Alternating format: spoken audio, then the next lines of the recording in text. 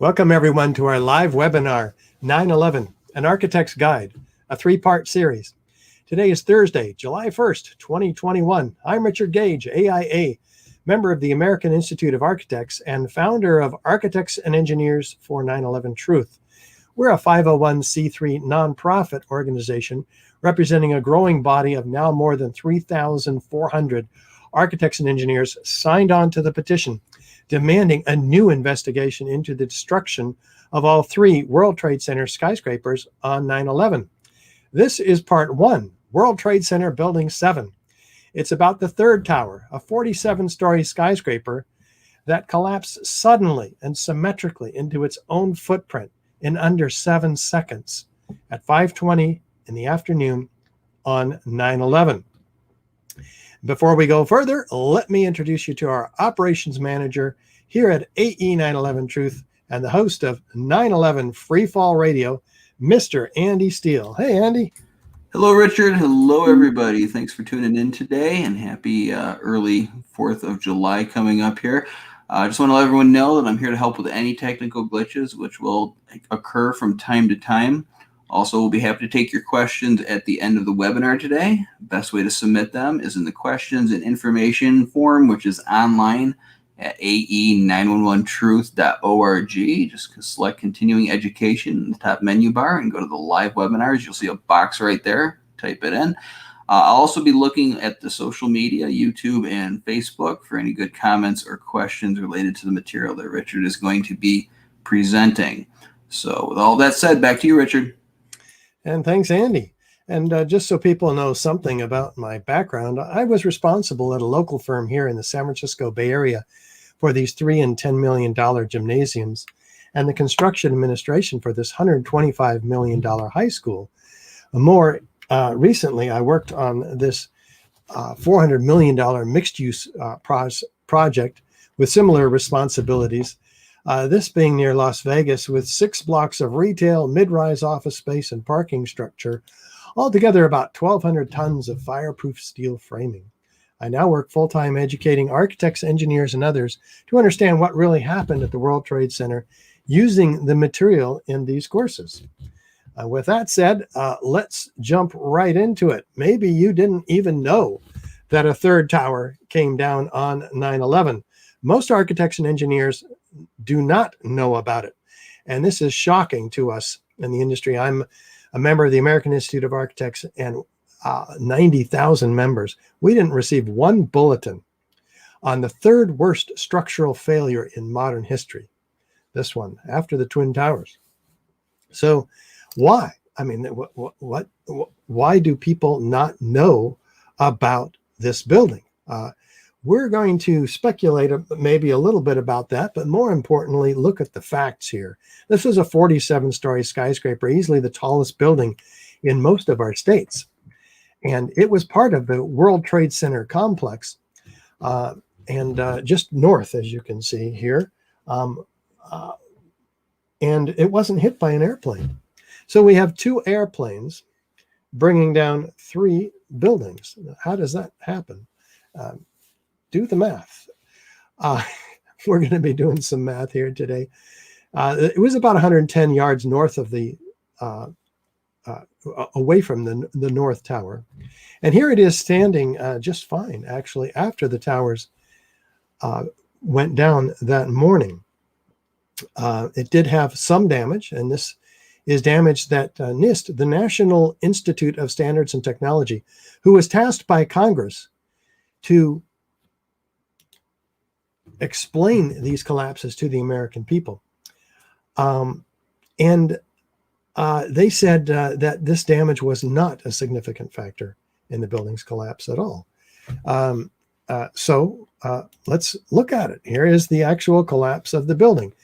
The east mechanical penthouse on the left goes down first, and 6 seconds later, the entire building drops, as you see. And we're going to break this down, so don't worry. But let's first listen to Shyam Sunder, the NIST project leader for this investigation. What we found was that uncontrolled building fires caused an extraordinary event. the collapse of World Trade Center 7 was primarily due to fire? Primarily due to fires. Well, which fires? These fires. These are the largest fires that we have any photographic or video evidence of. They are few, they are small, relatively small, and they are scattered throughout the building. And yet they are responsible for bringing this building down in the manner you saw, according to the official story there, as you heard. Well, at about 2:30, there were fires in the area of interest that NIST cites, but those fires began moving to the west end. This is the north side of the video. The west is to the right. They're moving in this direction, and NIST faults those fires, and they said they focused their investigation in the east penthouse, under the east penthouse, with column 79, because after all, the east penthouse mechanical room did come down first. So they have performed a fire simulation which shows the fires on the tower's side, which is the south side of this building, at 2 p.m. And those fires began moving, they say, around to the northeast section near column 79 and hovering around that column for actually an hour and a half, and up until the time of the collapse, in fact. So they're really trying to make a case for those fires being responsible, even though they acknowledge, as all fire protection engineers do, that in a modern office skyscraper building, these fires don't persist in any one location for more than about 20 or 30 minutes. So this is a distinct problem for NIST, that they're trying to have it both ways, because the fires are shown to be out on this area of interest, the northeast section of floor 12. They are out. They are burned out, even though their fire simulation shows that they are hovering around that northeast section for anywhere from an hour or more. So, hour and a half. We've done our own fire simulation, which is consistent with the photographs, where we show that fire moving in the area of column 79, as the photographs show. But then by 4 p.m., and the fire is moving beyond to the west and burned out on that floor altogether, as the photograph shows. It's gone on that floor. So we're only beginning to pull the rug out from underneath the fraudulent NIST story here, as you can begin to see. But let's go back to Sham Sunder here of NIST and see what else we can learn. Our study has identified thermal expansion as a new phenomenon that can cause the collapse of a structure. For the first time, we have shown that fire can induce a progressive collapse. So fire is producing the collapse. Let's see how that works. And you can see on the screen, the column at the very right is column 79. And that's the column that first buckles, causing the floors to come down, followed by a quick succession of failures of adjoining columns. We're going to break down the NIST computer animation, but basically what they're saying is that these columns, long span beams, were heated up by the fire on this floor for an hour and a half, as they claim, and that pushed against this girder, and that pushed this girder off of this column 79, and causing floor 13 to fall on 12, 12, and 11, and so on for 9 floors, when the entire building caved in on itself all the way up to the roof, which is where they say the east penthouse fell. And then this instability traveled laterally across this football field length building in just a couple of seconds. So 6 seconds to be exact. So all of that is impossible for a dozen reasons. One, the fires weren't even burning in this area, so they couldn't have caused a thermal expansion to expand these beams. Two, these beams are fireproofed, as you can see, halfway through construction. They've got 2-hour fire protection on them. That means they would last 2 hours. But before they would begin to sag or deform or even expand.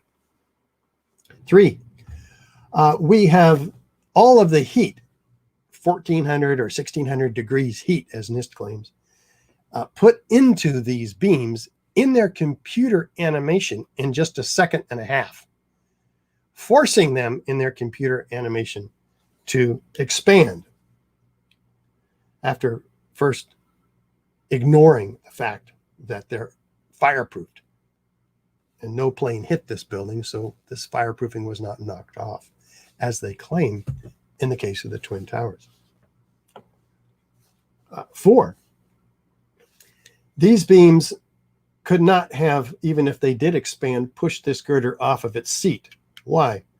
Because that girder is tied to the concrete slab up above it with 30 shear studs, which are heavy-duty steel pins with heads on them.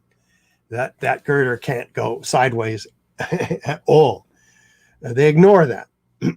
But the shop drawings actually show that they're there. 6, even if that girder could have slid sideways, it couldn't have fallen off of this column 79 because that column, that girder is sitting on a 12-inch wide beam seat right there. And so it would have had to have slid all the way off of that beam seat, 12 inches. But NIST claims, oh no, it only had to slide halfway off. And at which point they say the flange folded. And so allowing the girder to only have to slide halfway off. There's a problem with that, though. That girder could not have folded because the shop drawings actually show and betray NIST's fraud number 6 here.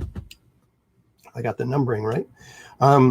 We have 3/4-inch stiffeners that are welded to secure not only the web from web crippling, but the flange from folding. It couldn't have folded. Here in plan view, here in elevation view over the beam seat. So it would have indeed had to have been pushed all 12 inches off, but it didn't have that capability. The beams weren't expanding that far. They can only expand if at all, given that they were fireproofed, they could only have expanded about half of that distance. So that couldn't have happened. 7, even if that did happen, the 13th floor couldn't even have fallen on the 12th. Why? Because there are 2 other massive girders framed into that column, which are supporting the rest of that floor. It wouldn't have even made it down to the 12th floor. But if it could have, it wouldn't have had the force necessary to break the connections down underneath the 12th floor. It would have required 632,000 pounds of dynamic impact force to break those connections, but it only had 1/10 of that, or 60,000 pounds. 8, even if that floor could have fallen and broken those connections and started a progressive collapse for 9 floors, as NIST claims, we wouldn't have had the entire interior of this building caving in on itself without a massive deformation of the exterior structural perimeter system, the framing system. It would have crumpled like a beer can because all of these columns are welded and or bolted to the exterior columns. This is not like a Tinker Toy set. So none of that have you seen in the exterior in the actual video of the collapse. It doesn't fold in on itself. We would have seen massive breaking up of the granite panels by the thousands, and the windows as well by the thousands. So none of that do we see. We're at number 9 or 10.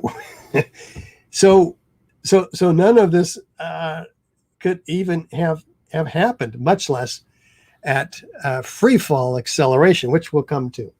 So let's look at NIST's animation Here's our here. structural model showing the building collapsing, which matches quite well with the video of the event. Does it? Let's compare it.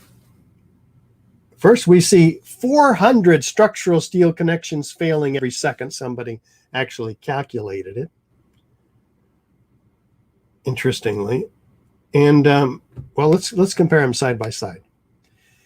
Building 7, of course, on the left, the east penthouse goes down. They seem to have modeled that, but we don't see all the breaking up of the granite panels and the deformation of the structure in the actual video that we do in the animation of the collapse. And it stops after like a fire hose on a sandcastle, releasing all these columns.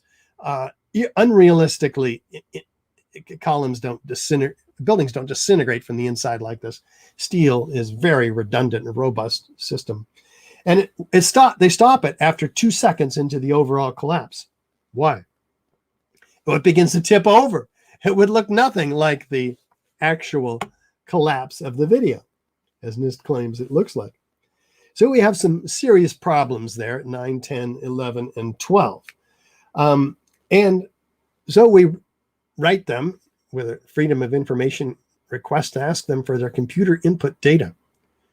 How did you come to these results? This is a public investigation. The World Trade Center. And they write back saying, oh, we can't give that to you. It might jeopardize public safety if we were to give that to you. Wait a minute. Doesn't it jeopardize public safety to withhold this information from the architects and engineers who are tasked with ensuring the public safety? Yeah. So we use the scientific method at AE 911 Truth. We have a question. How did the tower come down?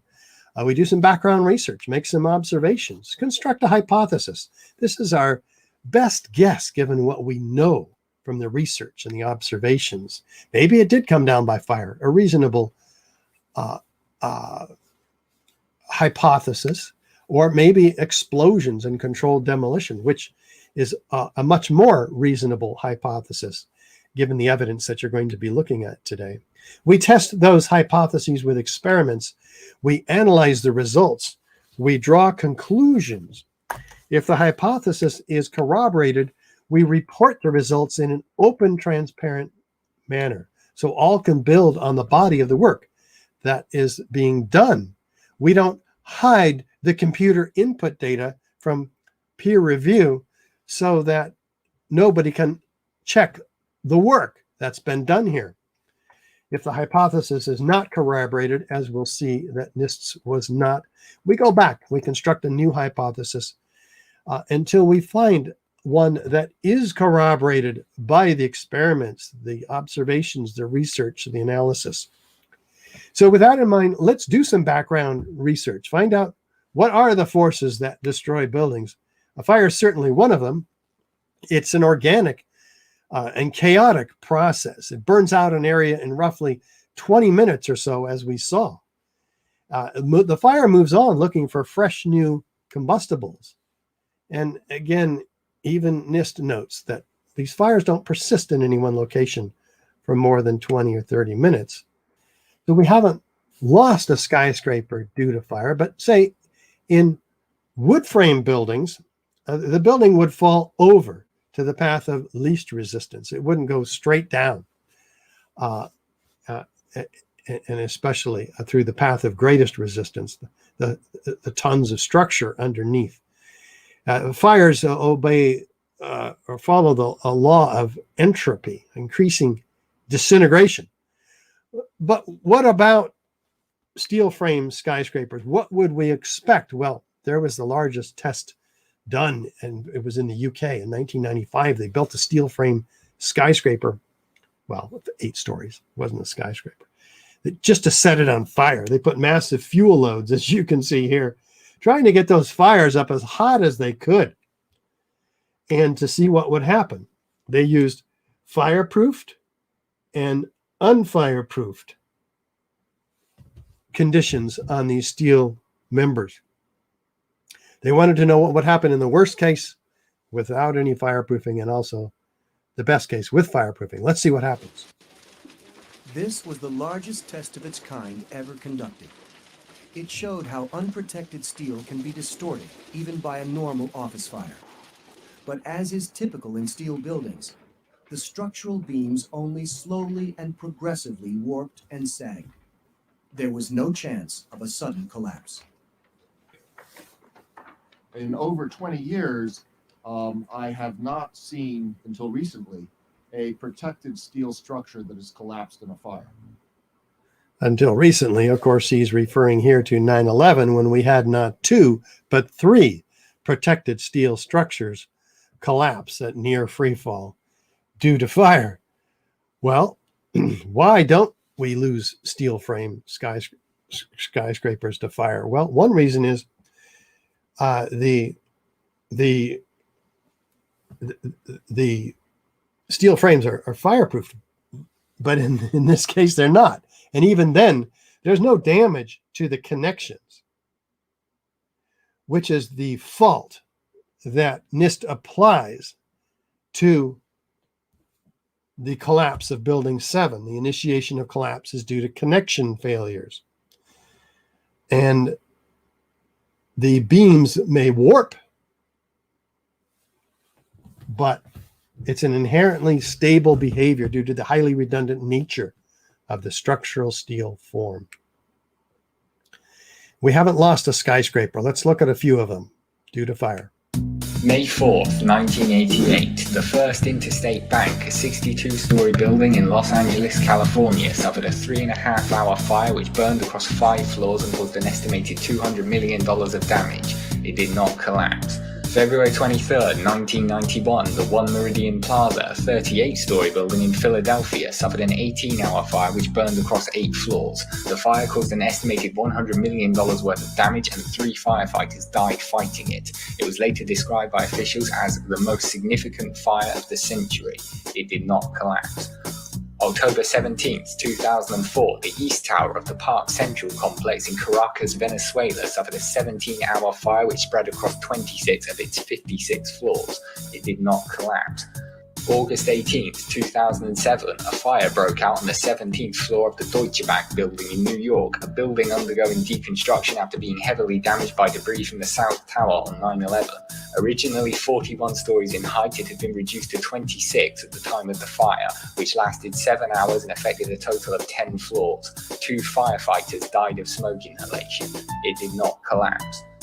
On 9/11 itself, 5 World Trade Center, a 9-story building east of the North Tower, was engulfed in flames after sustaining heavy damage from falling debris.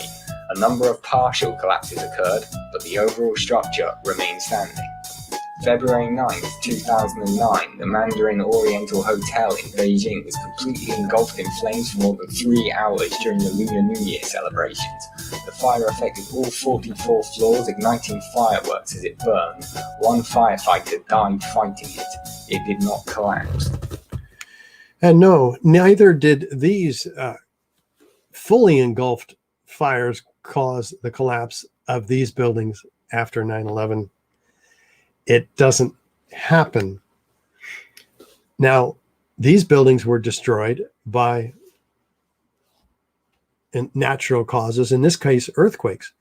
The columns and the beams are not severed one from another, though. The building is recognizable, though certainly badly damaged. The concrete is not pulverized to a fine powder. We have, so remember this in natural collapses here. These buildings were blown up. We have a thick, billowing, enormous pyroclastic-like clouds from the incredible heat from the ignition of and the hot gases produced from the explosives. They're cauliflower-shaped plumes by this incredible heat. And we have pulverized building materials in this cloud of dust with a very solidly defined edge that's expanding rapidly. We have witnesses that hear sounds of explosions. They see flashes of light. If you have these features, you know you have explosions. So keep this in mind, because we're going to move on now looking at how explosions can be harnessed quite effectively to bring down tall buildings like these. There's only a handful of companies in the US that can actually create the conditions, engineer and load these explosives so efficiently as to bring these buildings down any way they want with a precisely defined set of features produced by the synchronistically timed explosions that are set at key locations against the columns and beams in the building. So these features are known to us. We have a sudden onset of destruction, usually at the base of the building, not always. There's a straight down symmetrical or near symmetrical collapse into the building's footprint. This is a result of a patterned removal of column supports, synchronistically timed. And it results also in feature number 4, free fall acceleration or near free fall through the path of what was and what should have been the greatest resistance. And so we have also the total dismemberment of the structural steel frame in these controlled demolitions. There's limited damage to adjacent structures. That's one of the goals of controlled demolitions. There's patterned explosions and flashes of light heard and seen by witnesses. The concrete floors are broken up because you don't want to have to go back and jackhammer those floors. That's extremely dangerous work at all odd angles.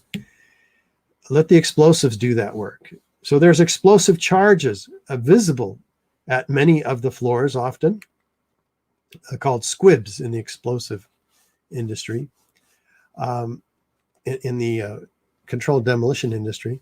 And of course, there's chemical evidence left behind of explosive devices.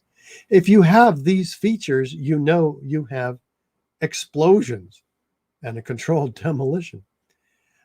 Fire doesn't create any of these features, really, much less all of them.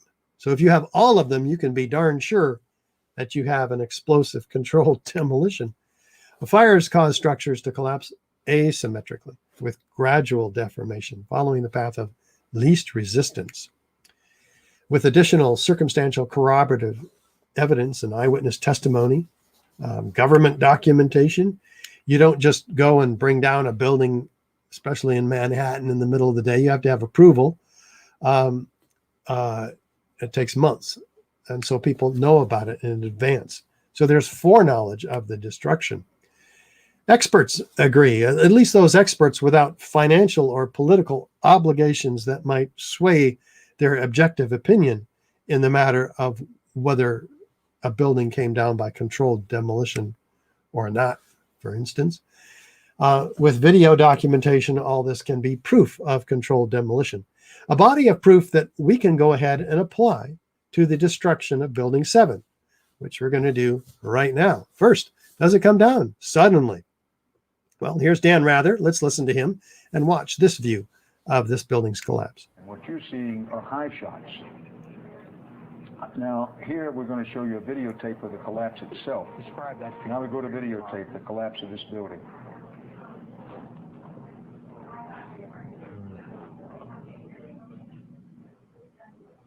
It's amazing. Amazing, incredible, pick your word. For the third time today, it's reminiscent of those pictures we've all seen too much on television before, when a building was deliberately destroyed by well-placed dynamite to knock it down. What? Destroyed by well-placed dynamite to knock it down? Well, Dan Rather is using his intuition here. We've all seen, for instance, the old hotels in Las Vegas where they come down just like this. Yeah, that's what it looks like. But Dan did not mention this again after 9/11. In fact, we have not seen, with two exceptions, maybe three, possibly, this building, its collapse on mainstream television. Why? This should have been the most studied building collapse in history. No plane hit it, and yet it still went down. And there's been dozens and dozens and dozens of much hotter, larger, and longer lasting fires in these buildings. So this should have been shown, studied, but it was like swept under the rug. Do we have a straight down symmetrical collapse into the building's footprint? Let's look from West Street as we see, yeah, pretty straight down, pretty symmetrical. In fact, watch the mechanical penthouse, the main penthouse and screen wall up above remain here after the east mechanical penthouse went down on the left. In this case, just 6 seconds later, the overall building collapses. And what's collapsing a half a second prior to the overall building? The mechanical penthouse. Watch it. It goes down uniformly, all at once, indicating that its support structure, which is the core columns in this building, have to have been removed all at once. So this isn't an east to west progression, as NIST likes to claim, where the instability travels across this football field length building, a massive building, in just 6 seconds. No, the core structure is destroyed all at once. And this video proves it and throws out, as do many of the other pieces of evidence we're looking at today, the NIST theory on its head. So it does fall into its own footprint, just about. The center of the pile is centered in the footprint of this building. But maybe we're not quite seeing it right. Let's look at building 7 on the left, a series of known controlled demolitions on the right. Is there any similarity? Is there enough similarity to warrant an investigation into the possible use of explosives, especially since it looks exactly like these controlled demolitions, especially since fire, the official cause of this building's collapse, has never brought down a steel frame skyscraper, ever? Should it not have been the primary hypothesis, if not the only one? But no, NIST relegated this hypothesis to 10 years later, when, in a set of very frequently asked questions, such as, did investigators consider the possibility that an explosion caused or contributed to the collapse? In which they finally answer that NIST concluded that blast events inside the building did not occur and found no evidence supporting the existence of a blast event. Well, we're going to show you evidence today. The smallest blast capable of falling the building's critical column, 79, would have resulted in a sound level of 130 decibels.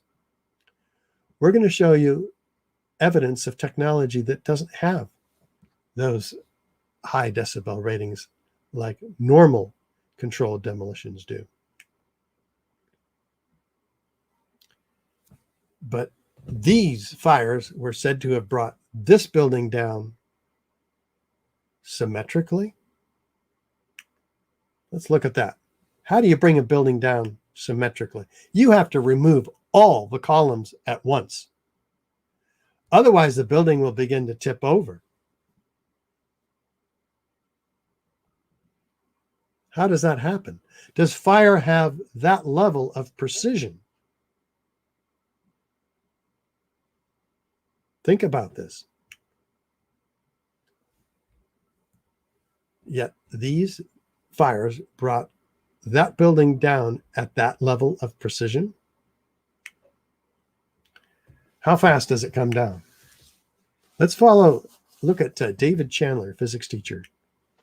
Just by watching it, anybody can see that Building 7 fell close to free fall. To measure it, I used software to track the corner of the building and compute a graph of downward velocity as a function of time. The graph had a long, straight section indicating constant acceleration.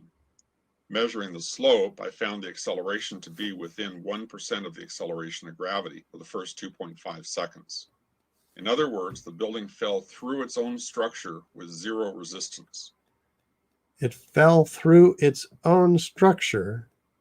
How much resistance is in this structure? This building had 40,000 tons of structural steel in its structural system, and that is intended to keep it from going anywhere. NIST is telling us that the building below it ceased to exist for the first few seconds of the collapse of the building. Well, things in physics just don't cease to exist and cease to resist the forces that are on them. The building didn't disappear so the building can fall for 100 feet at free fall speed. That's impossible. That's a violation of the fundamental law of physics that says that for every action, there's an equal and opposite reaction. And here is the reaction that we would expect, given the physics of steel columns, that even after they begin to buckle or bend, they provide a minimum of 25% of their strength. That's the property of steel. They don't bend like a straw in a soda cup. They continue to provide a minimum of 25%. So that means free fall, which NIST actually admits would be impossible unless all those columns were removed. We'll get back to how precise they have to be removed. But NIST actually acknowledges, after publicly denying that the building came down at free fall for years and years and years, in the end, they finally admit it because they were challenged by members of AE 9/11 Truth publicly and embarrassed into having to admit it. But they don't acknowledge the implications of that free fall of that building, which is that where did the structure go? How did it get removed instantly? Feature 5, the total dismemberment of the structural steel frame. What? It's gone? I mean, here we have a moment resisting steel frame structure where the columns and the beams are rigidly welded to each other so that they can't even bend at the connection. That's called a moment resisting connection. And you have thousands of these, and yet the building falls like a house of cards to 4 to 6 stories tall. Remember, buildings that collapse naturally, we don't have the complete severing of the columns and beams one from another. Do we have limited damage to adjacent structures? Well, looking at the site, we have some minor damage to some surrounding buildings, but the center of the pile is in the center of the footprint of the building. Do we have sounds of explosions heard by witnesses? Well, let's first go to NIST and see what they say about this. We did not find any evidence that explosives were used in the collapse of Building 7. We ran down detailed computer simulations of blast scenarios. This size blast would have produced an incredibly loud sound that was not recorded on videos of the collapse nor reported by witnesses. Interesting. No witnesses of explosions? Well, let's listen to a few of them. Here, Daryl, a medical student, interviewed that evening on 1010 Winds Radio.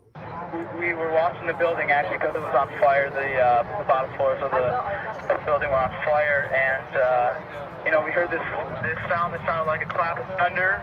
Turned around, we were shocked to see that the building was it looked like there was a shock wave ripping through the building, and the windows all busted out, and it was horrifying. And then about a second later, the bottom floor caves out, and the building followed after that. And a shockwave ripping through the building, a sound of a clap of thunder, the windows busting out, and then the building coming down.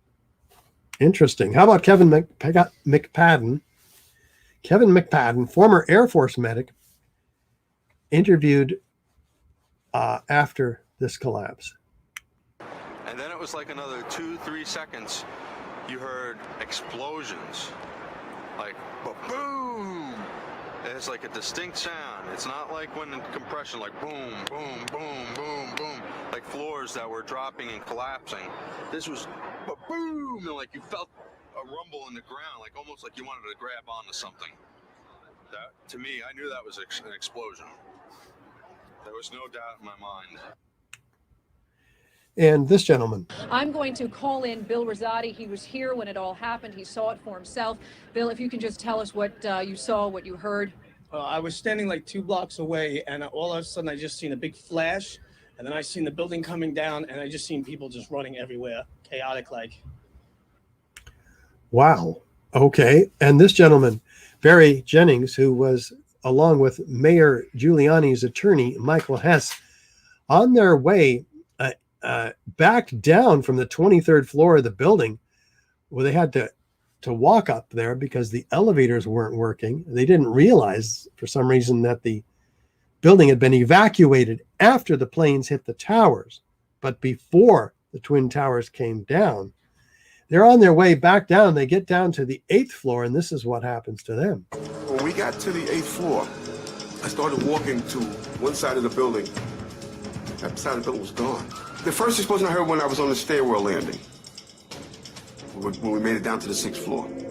Then we made it back to the 8th floor. I heard some more explosions. What sort of sound? Like a boom, like an explosion. More than one? Yes.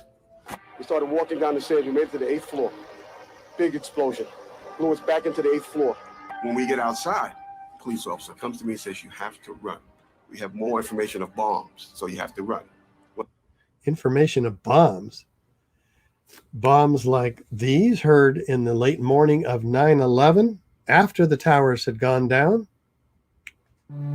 Yeah, here's one of the guys who can tell you I'm okay, all right? Here, hold on. You want to call your mother or something?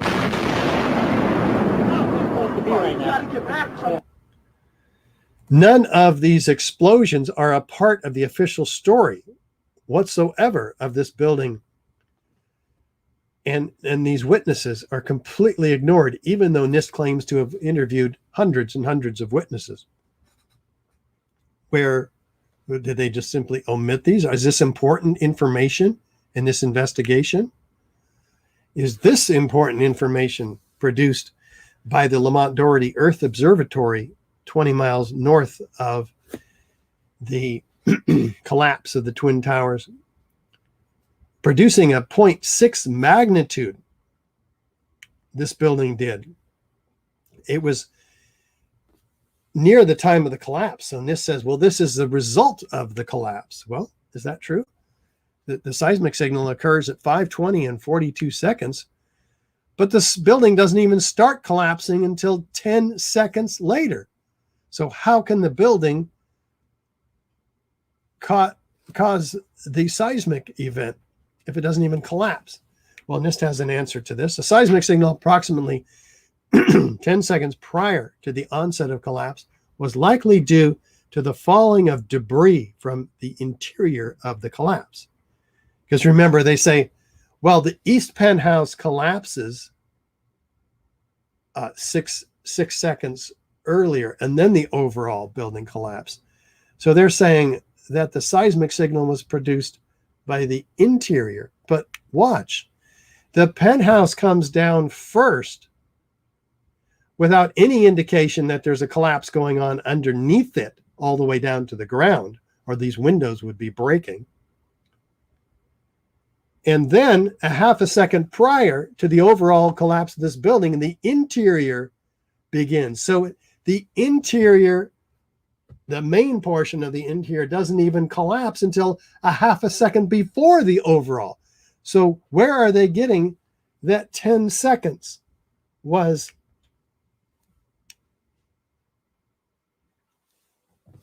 the delay between the two? It makes no sense. It's completely disproven. And it's disproven by Andre Rousseau in 2009 and 2012. He's an applied geophysics expert, author of more than 50 published papers on progressive mechanical waves and geology. What does he say? They have an explosive origin. The bell-like form of the chart points to an impulsive source of energy, not percussion on the ground due to the falling of debris. Seismic waves are only created by brief impulses, low frequencies. These undeniably have an explosive origin, he says. All right, well, let's look at the massive heat that's being produced here, because the National Fire Protection Association Guide 921 for Fire and Explosion Investigation, it's accepted throughout this country and many, many other countries as the guide for how to investigate things like this.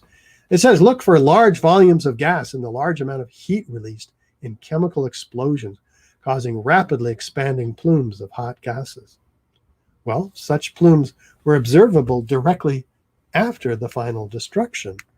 As you see, racing away from every direction from this building's collapse, incredible quantities of heat producing these pyroclastic-like clouds of and cauliflower-shaped forms fueled by some massive source of heat. Is it this heat? No. These fires were surely extinguished by the mechanical action of the collapse. And we're looking for something else, something on the order of this. And we find it. In fact, we find it from NASA air flights with their thermal imaging, measuring the temperatures on the surface of the pile after the collapse, surface temperatures exceeding 1,340 degrees, temperatures associated with the hottest office fires.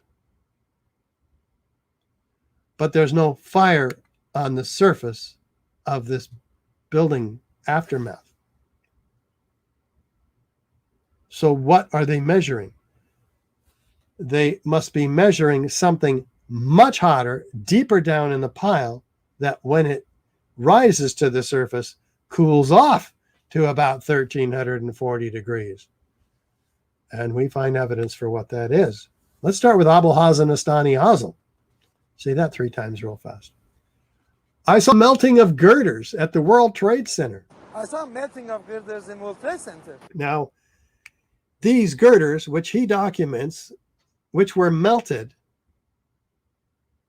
steel doesn't melt in office fires.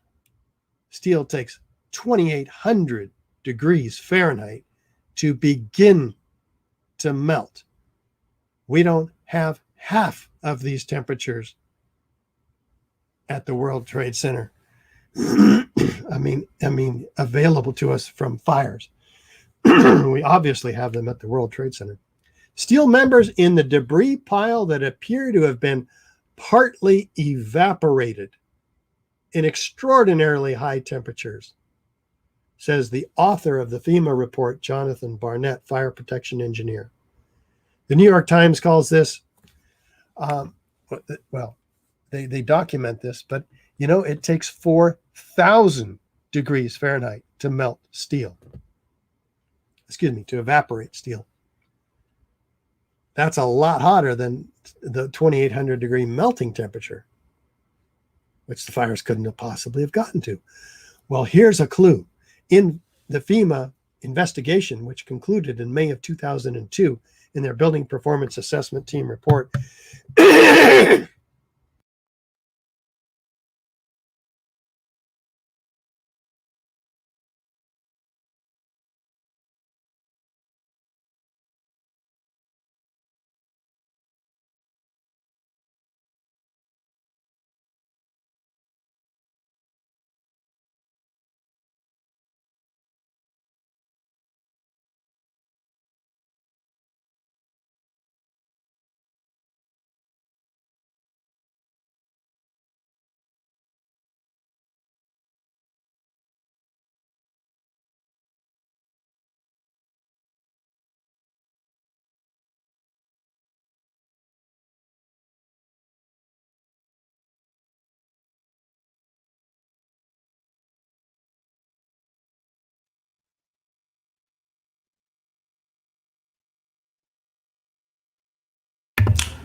Sorry about that, folks. I had some problems with my system, and I just want to let Richard know we are not hearing you.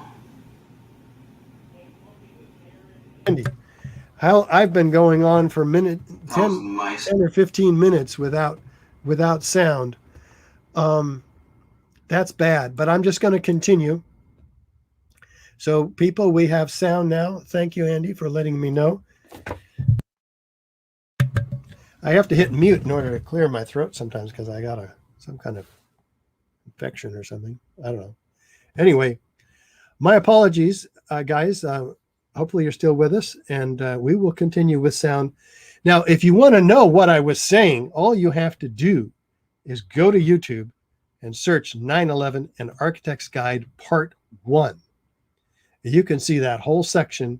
It's the same each time. So here we have perhaps the deepest mystery uncovered in the investigation, and yet it's completely eliminated by NIST when they took over the investigation from FEMA, and then they did not include any of it in their NIST report. In fact, they say we couldn't get any steel from Building 7 again and again. No steel was recovered from Building 7. No steel. Again and again and again. No metallography could be carried out because no steel was recovered. And yet here is the assistant co-project leader, John Gross, on the pile, cutting off the very piece of steel from Building 7 that was handed to to FEMA early on and included in their report with the hot corrosion attack on the steel.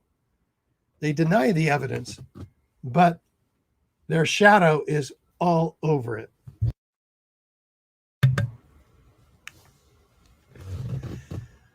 And so the fires are maybe 1,200 degrees Fahrenheit. We're looking for something that melts steel here, 2,750 degrees to 2,800 degrees Fahrenheit. Well, hydrocarbons don't get that hot when they burn. Buildings and even jet fuel only burns 600 degrees. Of course, there's no jet fuel in this building, is there?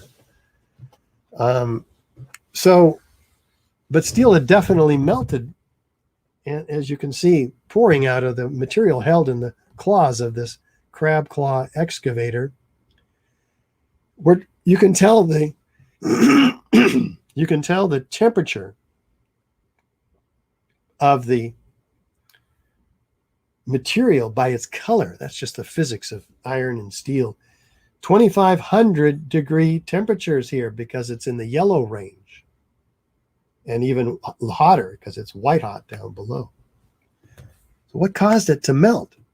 Could thermite have produced all that molten metal? Well, what is thermite anyway? An incendiary used by the military, thermite is a compound of iron oxide and aluminum, which when ignited sustains an extreme heat reaction, creating molten iron. In just 2 seconds, thermite can reach temperatures over 4,500 degrees Fahrenheit, quite enough to liquefy steel.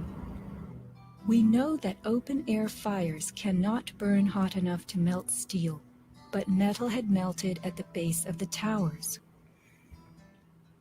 Appendix C of the FEMA report describes sulfur residues on the World Trade Center steel. The New York Times called this the deepest mystery of all. Sulfur slightly lowers the melting point of iron, and iron oxide and iron sulfide had formed on the surface of the structural steel.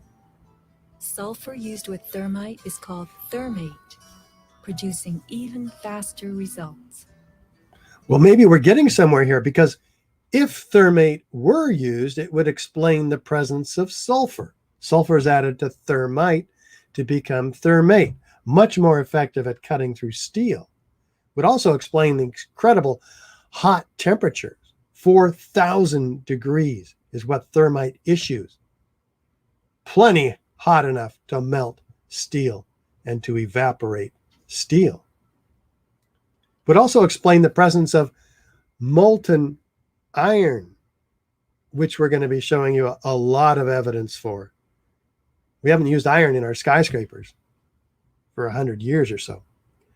So where does the molten iron come from? Well, stand by. In fact, the National Fire Protection Association Guide 921 says, look for unusual residues that could arise from thermite or other pyrotechnic materials. NIST says they found no corroborating evidence to suggest that explosives were used. But a year later, when pressed by us, they finally admit NIST did not test for the presence of explosive residue. What? You can't find what you will not test for. It's completely ludicrous, if not fraudulent.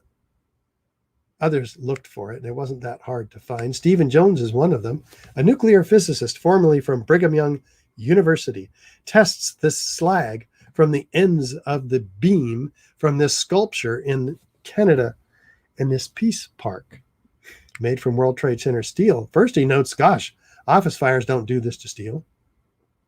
You know, and A, and B, the thermal lances and oxyacetylene torches at the site cut very cleanly and very hotly through the steel, and they needed to cut it.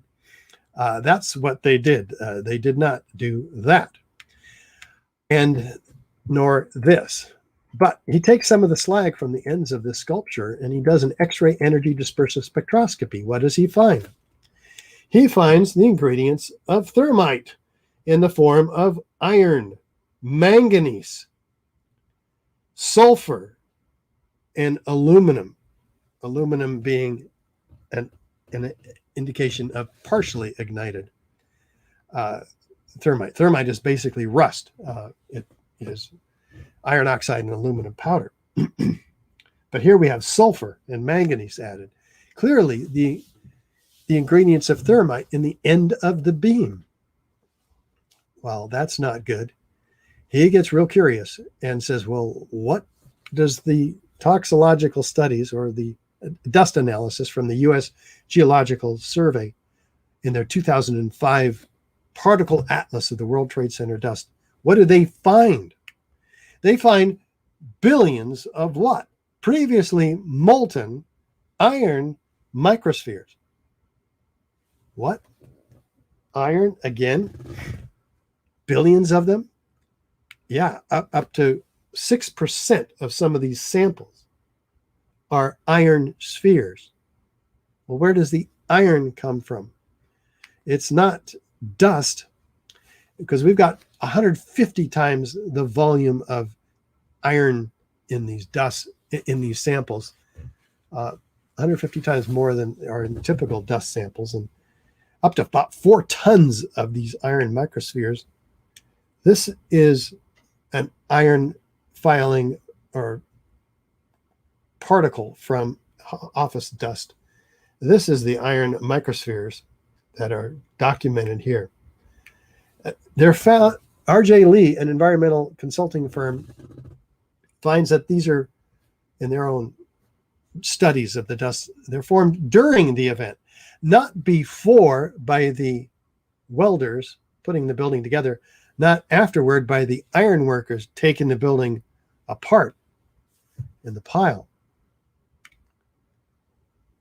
No, during the event.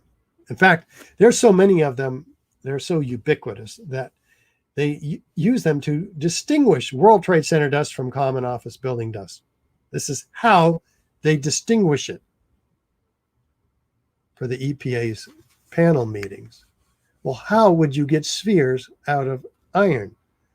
Well, this is thermite in a controlled experiment. It produces hundreds of what looks like sparks, but which are iron droplets, which fall and cool in the pan.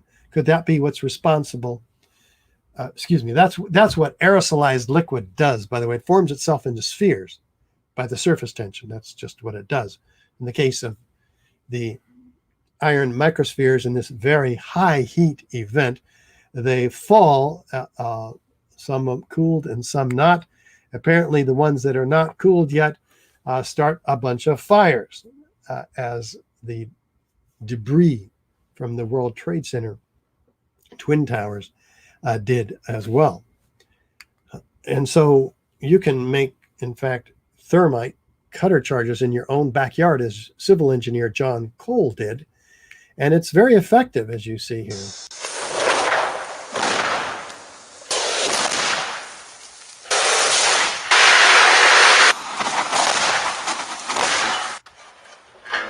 And in this case, almost cutting cleanly through that piece of steel.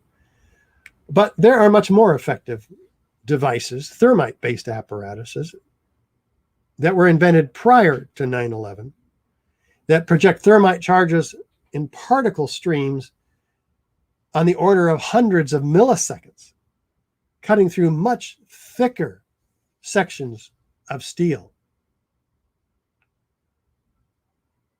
Why would they not have used high energy explosives like C4 and RDX, which are used in order to bring down most controlled demolition, buildings by controlled demolition? Well, they provide very loud bangs and very bright flashes, audio and visual signatures that they probably would have wanted to avoid in a deceptive controlled demolition. And perhaps even using devices whose casings themselves are made of consumable, consolidated thermite. Nothing left behind in the residue except molten iron, which there is abundant evidence of as well. But what else was found in the World Trade Center dust? A team of 8 international scientists led by Niels Harrit in Copenhagen studied 7 samples. Ultimately, 4 were tested. In these dust samples, they find what? Red-gray chips, red on one side, gray on the other. They're fluid applied, apparently, so they appear to be paint. Well, they do a little more investigation because they're attracted to a magnet, so they have a high iron content. They're about a 1/16 of an inch large, the largest ones. So they get real curious and do X-ray energy dispersive spectroscopy on the red layer. What do they find? Once again, iron and aluminum, the key ingredients of thermite. What's that doing in all the World Trade Center dust samples that they managed to independently collect from these 7 different sources? They get real curious, zoom in 50,000 times with an electron microscope and find what? Iron oxide crystals and aluminum platelets that are at the nanoscale, 1,000 times smaller than the diameter of a human hair. They're set in an organic bed of oxygen, silica, carbon. This is organic material which is used in TNT for the expansion, which knocks things over. Explosives knock things over because of the organic material expanding rapidly. Incendiaries work by means of heat. They destroy things with incredible temperatures, 4,000 degrees Fahrenheit. So here you have something that appears to be a mix of both. In fact, at 420 degrees Celsius, about 758 Fahrenheit, the peer-reviewed literature on this material, as well as the experiments from these 4 samples, show that there's an exothermic reaction indicating that this is thermite. This is not paint. Paint doesn't have these exotic properties. When that reaction happens, these red-gray chips produce what? Molten iron microspheres.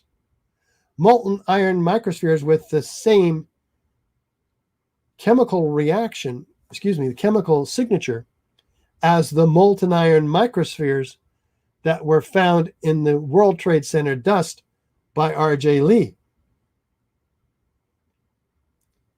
and others. So you see, we know where these molten iron microspheres came from. They came from these red-gray chips. As if we didn't know, they're found attached to partially ignited red grade chips, as you can see here and here.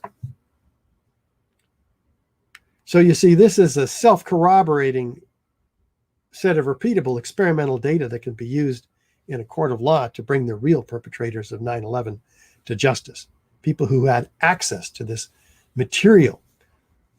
It's made only in the most advanced defense contracting laboratories, not in a cave in Afghanistan, for instance. They conclude in this paper, peer-reviewed, 25 pages, that the red layer is unreacted thermitic material incorporating nanotechnology, highly energetic pyrotechnic. In the Bentham Open Chemical Physics Journal, you can download it and read it yourself. Just Google active thermitic material in the World Trade Center dust. So what we're showing is direct evidence of destruction with incendiaries in today's case. The fire doesn't create any of these characteristics, very unusual characteristics, and some common characteristics of controlled demolition. Why? Well, fire is the heat from the fires are conducted away from steel frame structures. It never gets to its 1200 degree Fahrenheit temperature at which it can lose half of its strength and begin to sag. That's one reason, but just to keep that from ever happening, we put fireproofing on our steel frames in this country and all around the world. 2-hour fire protection on the beams and 3-hour fire protection on the columns. So that's a lot longer, a lot more fire protection than the 20 or 30 minutes that fire can even burn in a modern office building skyscraper. In fact, I'll update that. Slide to clarify that for you. But just to keep that from ever becoming a problem, we don't let tenants bring in large fuel loads in these buildings. We don't let contractors build steel frame skyscrapers out of combustible materials either. And we put fire sprinklers in these buildings to keep fire from ever becoming a problem. In the case of Building 7, the fire sprinklers were said to have been compromised, and that by the collapse of the Twin Towers on the sprinkler mains, which remains controversial. But we don't argue that point. We look at evidence, including investigations into these structures and by FEMA, which finally had $600,000 worth of funding after volunteers had started with no funding at all. But their efforts were hampered. According to the New York Times, they couldn't get access to the site, the blueprints of the buildings, the steel itself, appealing to the public for photographs and videos. This was a real problem. Nevertheless, they produced a report, which we'll look at a little bit. But the NIST investigation came and took over. And they finally got $20 million worth of funding. They started, though, with their conclusion that fires caused the collapse. This wasn't an investigation into what caused the collapse. This was a report to try to prove that fire caused the collapse. They acknowledge, in fact, in 2006, after looking at it for 2 years, truthfully, we've had trouble getting a handle on Building 7. Well, again, it took 7 years to produce this report. They certainly did have trouble because they threw out the main piece of evidence from the FEMA report, the Appendix C, the metallurgical examination, which proved hot sulfur corrosion attack on the steel with liquid molten iron. Now, FEMA concluded earlier, further research, investigation, and analysis are needed to resolve this issue as to how the building collapsed. But unfortunately, for those hoping to resolve the issue in easily the largest and most perplexing failures in history, we have, starting 2 weeks after 9/11, the destruction and removal of the evidence in 400 truckloads per day. This is a crime scene. This is illegal destruction and removal of evidence, but they got away with it because they called it an act of war because of the attack on the Pentagon, as opposed to a crime, which is the attack on the Twin Towers. So, prompting Bill Manning, editor-in-chief of Fire Engineering magazine, to cry out crucial evidence that could answer many questions, is on the slow boat to China, showing an astounding ignorance of government officials to the value of a thorough scientific investigation. The destruction and removal of evidence must stop immediately. But it didn't. Well, what do the experts say? At least those experts without financial or political obligations that might sway their objective opinion in the matter of how this building came down. Like Danny Jowenko, for instance, from Europe. Danny Jowenko is the expert on this in Europe. What did he say? Dit is controlled demolition. Zeker weten. Zeker weten. Er is nagesprongen. Dit is in opdracht gebeurd. Dit heeft een team gedaan van experts.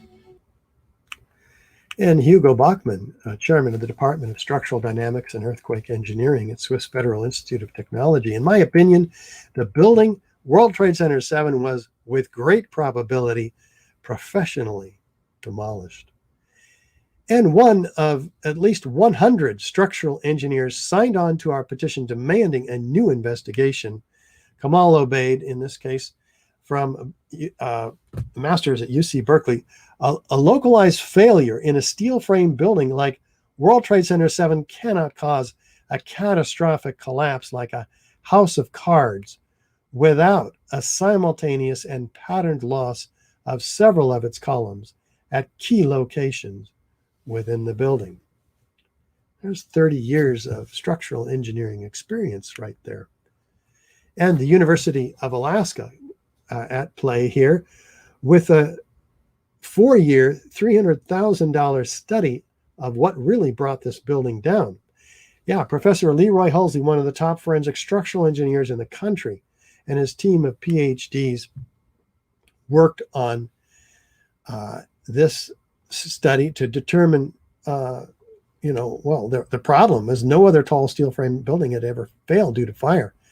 We have to ensure for public safety that the failure mechanism be understood. So they start by examining the response to the fire loads. What does the building do when it heats up?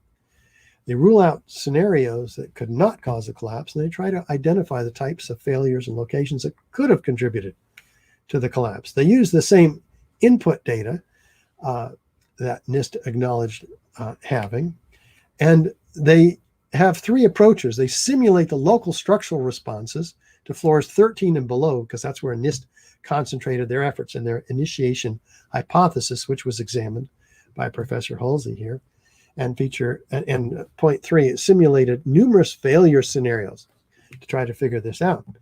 And so they put it in AutoCAD first, and they model it separately with Abacus software and with SAP 2000, 2 different modeling programs designed to corroborate or not each other. And they ended up corroborating just fine. They analyzed the same collapse initiation theory of NIST's, and they find that it's deeply flawed, that the beam could not have even slid off of the side plate because it would have been trapped by the side plates. The beam could not have slid off of its seat or been pushed off by these expanding beams because it would have been trapped by the side plates on column 79. They found that, NIST completely avoided key structural components like shear studs connecting the girder to the slab up above, like the 3/4 inch stiffeners that would have kept the flange from folding. In other words, it would have had to been pushed all 12 inches off of its seat, like the 10 times impact force that it would have taken to cause a progressive collapse of floor 13 upon floor 12. But they only had 1/10 of that, 60,000 pounds available. Like the movement, which would have happened from the outside in, not the inside out. And NIST had assumed the exterior wall was infinitely stiff. So all of these fraudulent machinations that NIST tried were completely exposed here by the UAF research team, which concluded that the NIST overestimated the exterior wall rigidity infinitely. Exterior walls were flexible. The movements were from west to east at column 79. Girder 2001, the main girder we've been talking about, is pushed in the opposite direction, and it was not an issue. The shear connections were not broken on these beams at all. And the bolts fastening the girder to its seat were not even broken, much less the girder moved. Columns 79, 80, and 81 did not fail. If they did fail, they would have led to a failure by tipping over the beam, the building, as you see here. So instead, what they found that was that the collapse of WTC7 was a global failure, not a progressive collapse, as NIST claimed, involving the sequential failure of the columns. No, a global failure involving all the columns in the building, which had to have failed within 1 1/3 second of each other. Interior columns first, followed by a second or so later by the exterior columns. So the temperature was not high enough to cause the weakening of the steel framing. And the near simultaneous failure of all of its columns is what was required. So on the left, we have the University of Alaska computer model. On the right, we have the US government computer model. In the middle, we have the actual video of the collapse. And which one does it actually look like? We've discussed the differences between this computer model and the video already. So is there foreknowledge of the destruction of this building? If it was set up to collapse, people would know about it, right? Well, this anonymous engineer who was approached by Chief Hayden says that, gosh, you have some structural deformation there. He says, well, gosh, if we allowed it to burn, could we anticipate a collapse, and how soon? What kind of a question is that?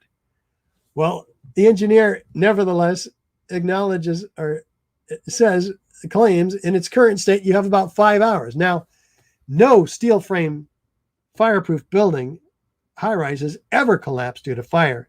And here, for the first time in history, he's announcing the collapse of the building, which had very small fires, as you've seen. This prediction can only have been made with foreknowledge. And yet they won't release the name of this engineer. We can't talk to it. How about other examples of foreknowledge? Like these mysterious construction workers walking away from Building 7, hearing an explosion over their shoulder, looking back at Building 7, and then looking straight into the CNN camera and saying this. You hear that? Keep your eye on that building. It'll be coming down. Building is about to blow up. Moving back. All right, guys. Sorry. We are walking back. There's a building about to blow up. On flame. Debris coming down. What? The building is about to blow up? Flame and debris coming down? How do they know the building is about to blow up? It's got a few small scattered fires in it. In fact, those fires were out before the building came down. How about Kevin McPadden, who earlier we heard as a witness of explosions? Now he's witnessing something else before those explosions. He's listening. Well, they're all held back about 6 blocks away with the yellow tape, and they're told the building's got structural damage. and it could come down. And he's listening to a radio held in the hands of a Red Cross worker, of all things. And this is what he hears. At the last few seconds, he took his hand off, and you heard 3, 2, 1. What? Do fires bring buildings down to countdowns? What is going on here? All this information adds up. It's kind of scary, like the announcement of the collapse of this building 20 minutes before it happened. I'm not kidding you. Now, more on the latest building collapse in New York. You might have heard a few moments ago, I was talking about the Salomon Brothers building collapsing.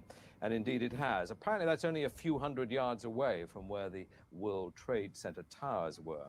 And it seems that this was not a result of a new attack. It was because the building had been weakened during this morning's attacks. We'll probably find out more now about that from our correspondent, Jane Stanley. Jane, what more can you tell us about the Salomon Brothers building and its collapse? Well, only really what you already know. Details are very, very sketchy. Sketchy indeed.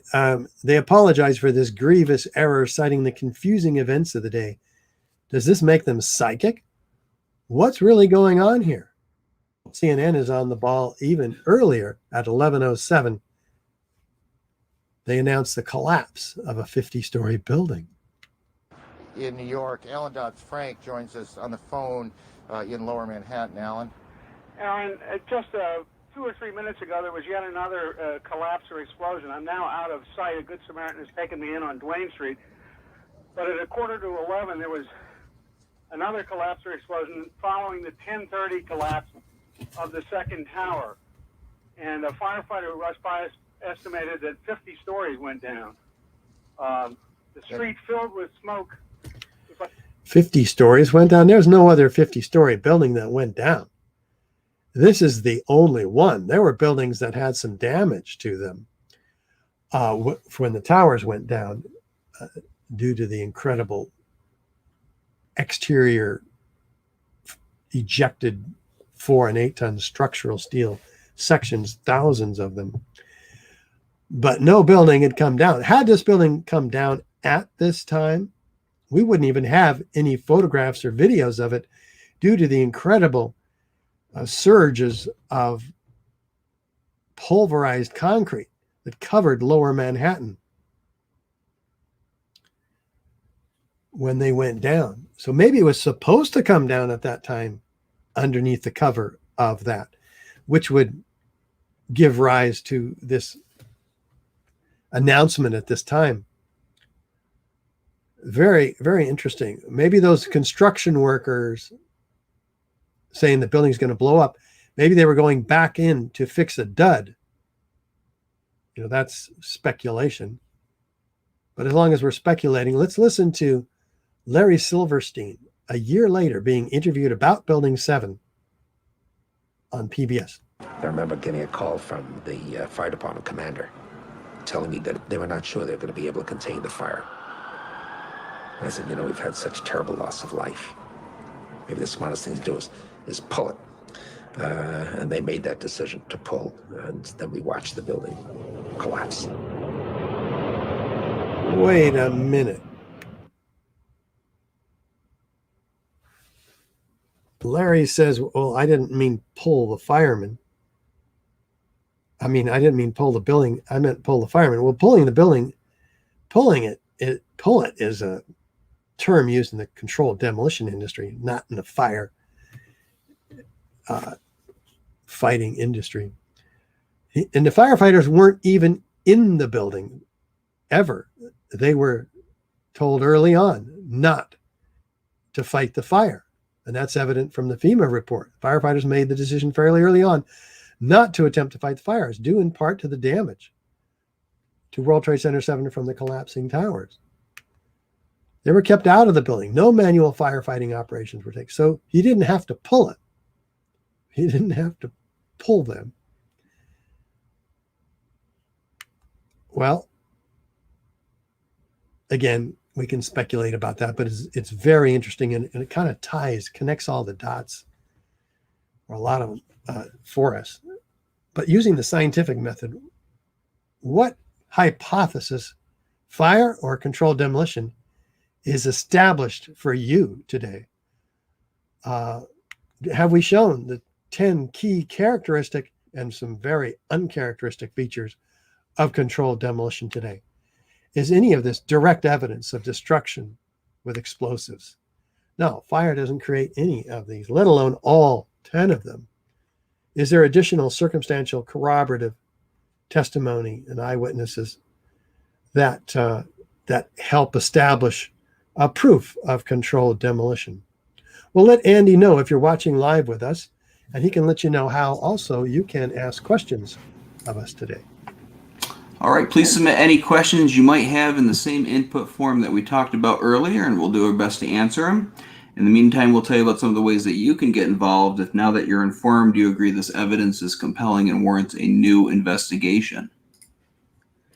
Thank you, Andy. And while you're there, folks, subscribe to our email newsletter. It takes like literally 60 seconds. And you'll get from us our latest effort toward getting a real investigation, the latest evidence that we have, the latest products you can use to activate your friends and relatives and VIPs. You can look at our evidence section, which is extraordinary. And I encourage you to peruse through the videos and the booklets that we have there.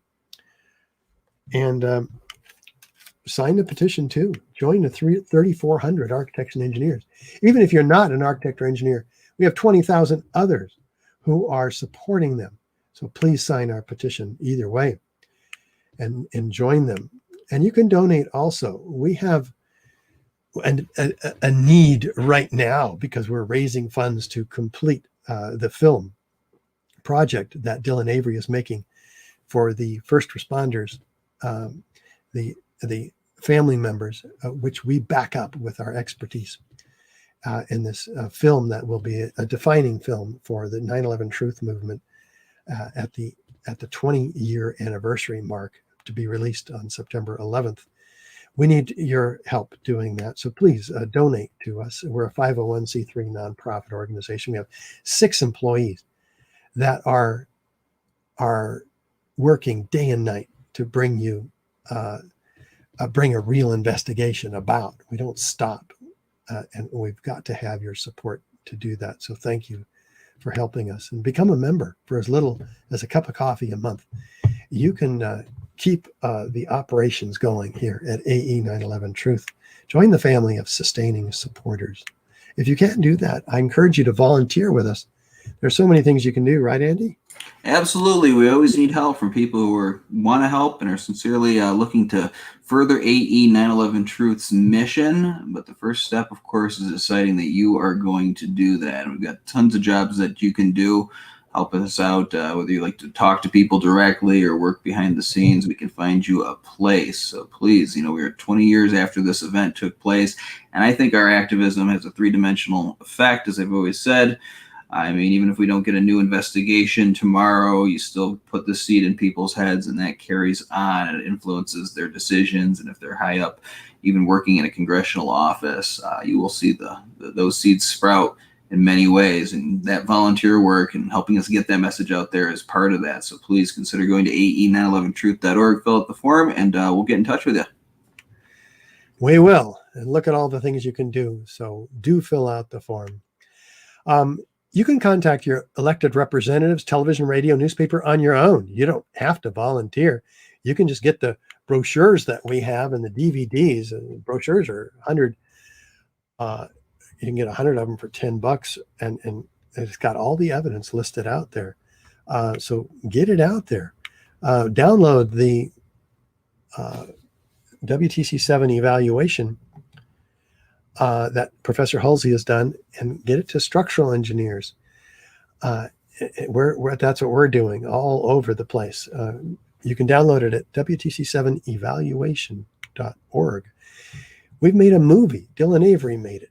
In fact, creator of Loose Change 9/11. It is, in fact, really good for not just structural engineers and architects, but many, many others to understand and to share the story of Building 7 and how ludicrous the official story is. And so we've submitted a request for correction to NIST, and we just now got back the response to this. And so which is of course a denial of our appeal, which was an appeal to their denial of our request. And so now we'll be suing them. And so we're encouraging you to help us do that. A lawsuit could bring about the new investigation we've all been waiting for. And it goes into all of the fraud of NIST that we've been talking about today and more. And so we want you to take this to your congresspersons as well. We've got to have them waking up. How do we do that, Andy? Well, the first step is to figure out who your congressman is, look up how to schedule a meeting. One good thing about the modern times that we've been dealing with since 2020 is that they will take meetings over the phone. So you set that up. If you need any advice, you can write to us at congress@ae911truth.org. But essentially you say, hey, you want to talk with them about this request for correction. You want to talk to them about the Bobby Mcelveen Act, which we'll get to in just a second. You want to do it with members of AE 911 Truth and Richard himself, along with myself or Ted. Whatever combination we come up with, we'll be sitting there on the phone with you and your staffer, your representative staffer on the phone, and talk to them about this evidence. And it all goes back to planting those seeds that we were talking about before, because who knows, maybe that staffer will be a congressman in 5 years. You know, that's what they're aiming for a lot of times when they get on those staffs, and maybe you'll influence some kind of legislation or something, or maybe you'll even get that new investigation just from this meeting when you talk to them about this evidence. So that is the first step. And you want to, of course, talk about the Bobby Mcelveen World Trade Center Investigation Act. This is draft legislation. It can be passed in either House of Congress to create a select committee to investigate the information that Richard has been talking about today. And the best way to learn about it is go to ae911truth.org/justice, and it'll give you some information on the act. Of course, it's named after Bobby Mcelveen, who was killed as he was entering the North Tower on that very day. So right there, you have a conversation opener explaining who he is and the fact that he was killed by an explosion as he was entering that lobby. Doesn't really jive with the official story, as so much doesn't. So please get involved. That's what politics is all about and what America is supposed to be about. And if you have any questions about it, you can write to congress@ae911truth.org. Thank you, Andy. And here's where we actually have written for your congressperson the Bobby Mcelveen Act. So take it to them. We will do the meeting for you. We have progress on the grand jury investigation. It's one motion in, one motion out. We're still after it, pursuing these legal strategies, like also the FBI lawsuit. We've sued them because they did not give our evidence to Congress when they were required to do so in 2015. And we have evidence that they have our DVDs and the nanothermite paper that we discussed earlier, because they've responded to it. And so they're on the hot seat.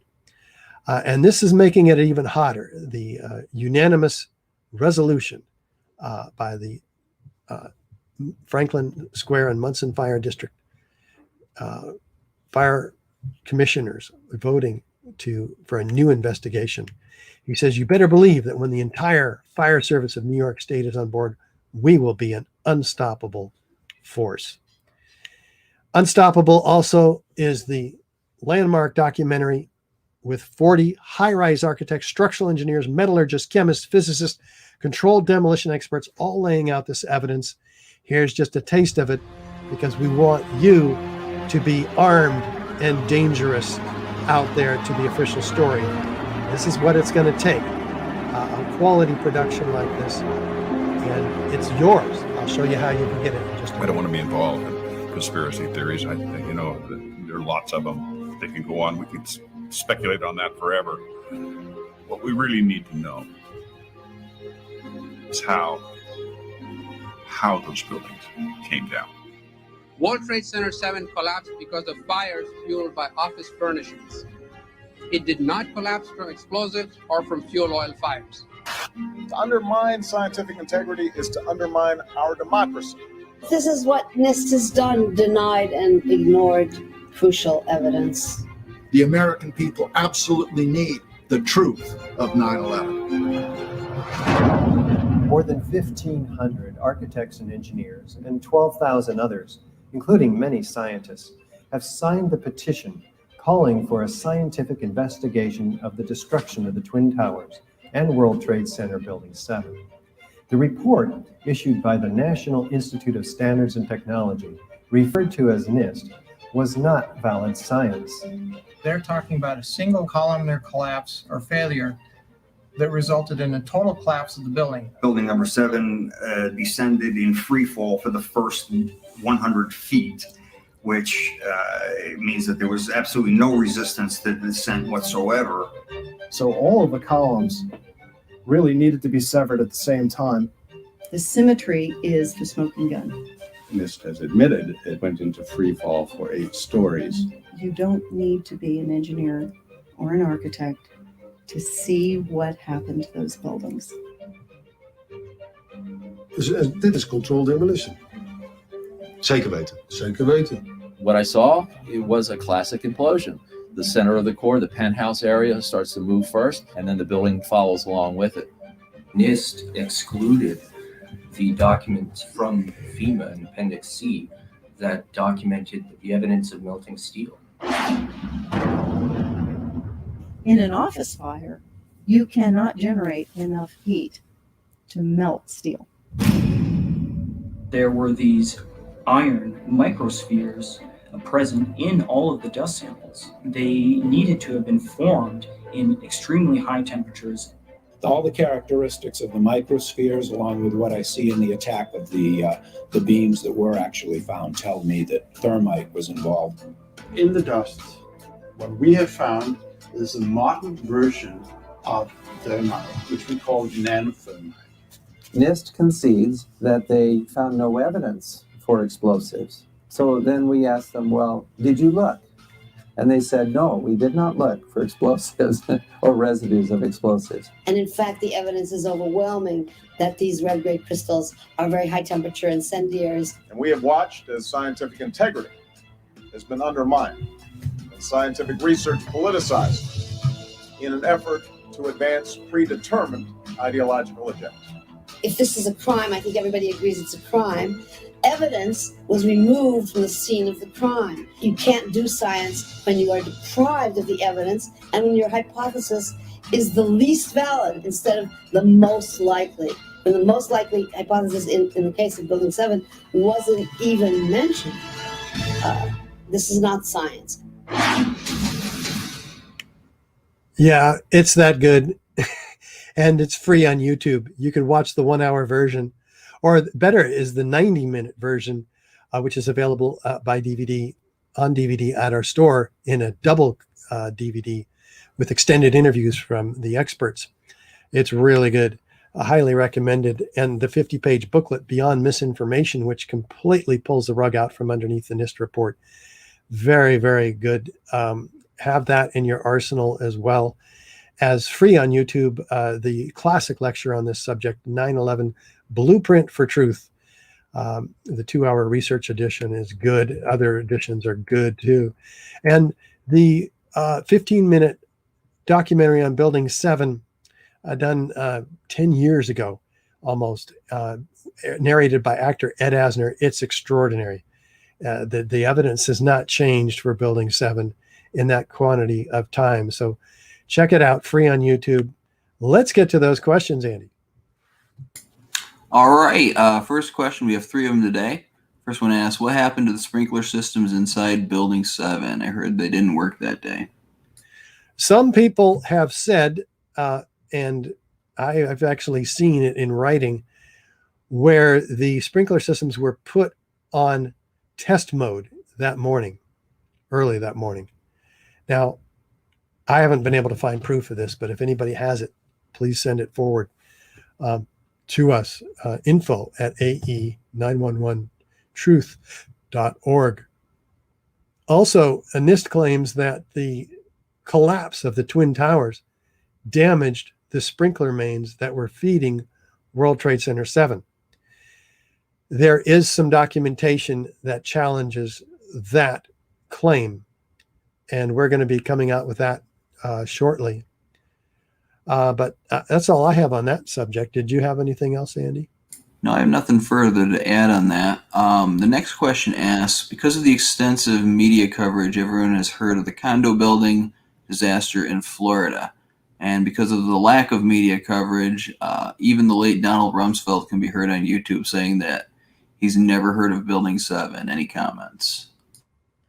Yeah, well, we're looking into this certainly, because the condominium collapse does, in fact, look like a controlled demolition, like the old hotels in Las Vegas.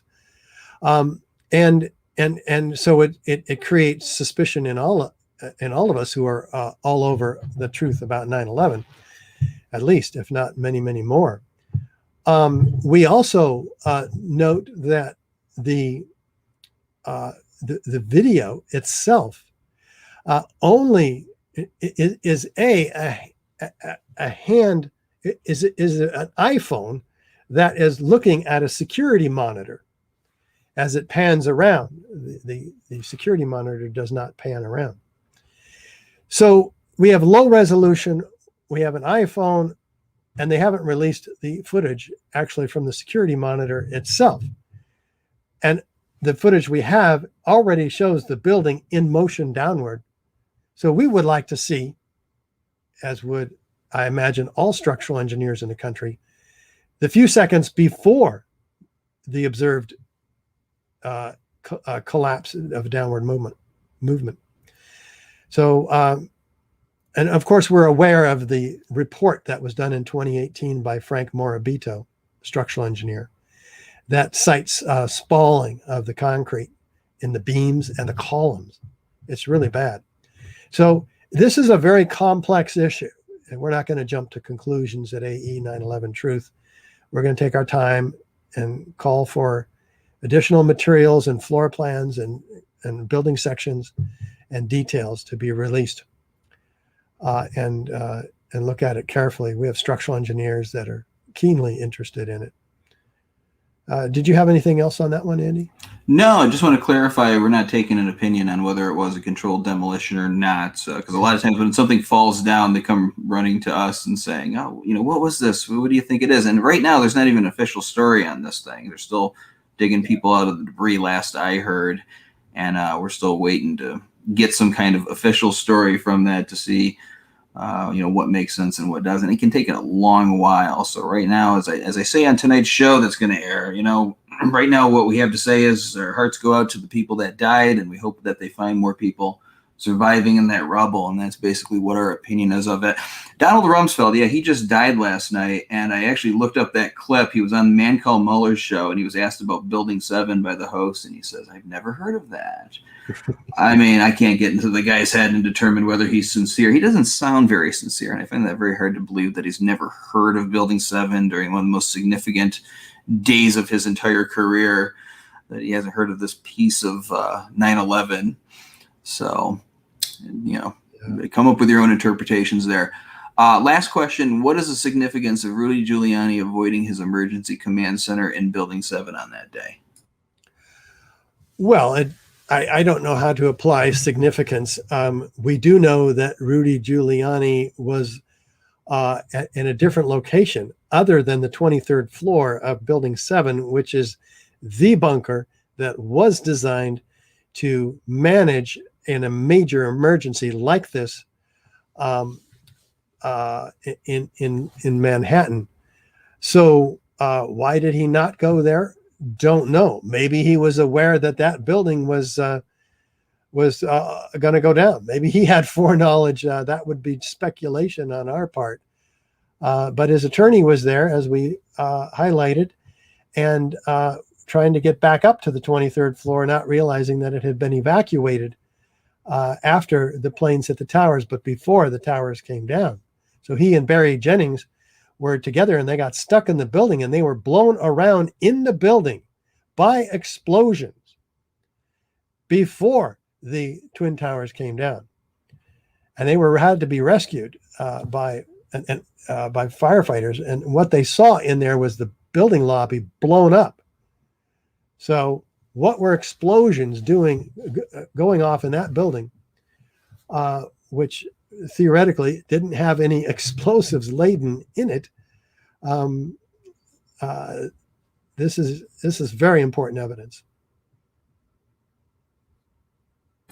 Okay. I just want to say, for my part, thank you everybody for tuning in today, and I believe we'll be back next week. And as I said at the beginning, a happy, and I should say Independence Day. That's what it should be called, not 4th of July. It's my favorite holiday. You don't have to do much on it, and just sit back and enjoy the fact that we live in this country here. So, yeah, happy Independence Day. Yeah, thanks, Andy. And I hope everybody does come back. Today we looked at part 1, World Trade Center Building 7. Next week, we go into part 2, the Twin Towers, explosive destruction, where we look at the massive quantity of evidence and eyewitness testimony of explosions. Hundreds of first responders and others and reporters talking about explosions. A sudden near free-fall collapse of these buildings. Also, the high velocity lateral ejections out of the towers, direct evidence of high energy explosives. The shattering of the steel frame down to its individual components, and the mid-air pulverization of concrete. It's really good. So that'll be at 1 o'clock, 1 week from today on Thursday. So please join us. And then a week after that, we go into the extreme heat in much more detail than we did today. So join us then. And thanks, everybody. Stay cool out there. And until then, have a great Independence Day.